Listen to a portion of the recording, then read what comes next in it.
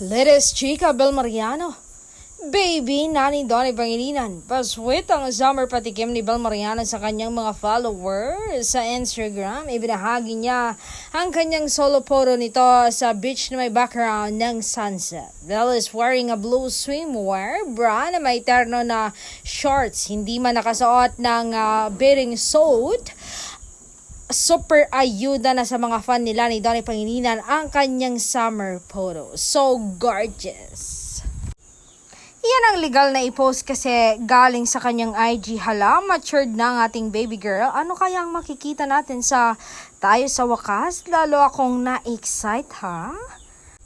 Hirit pa ng isang netizens, Malo, Bel Mariano. Kaya nga napakaganda ng katawan ni Bel. May isang panay rin na si Bel na ang nananawagan na kuning endorser ang idolo nila dahil sa ganda ng abs ng ka-love team ni Donnie Pangilinan. The abs manifesting Bel with Century 2 na. Habang ang isang Don Bel fan ay tinawag si Bel bilang baby ni Donnie. Habang ang isang Don Bel fan ay tinawag si Bel bilang baby ni Donnie, sobrang bilis talaga ng panahon. Dati baby ka pa lang, ngayon baby ka na ni Donnie.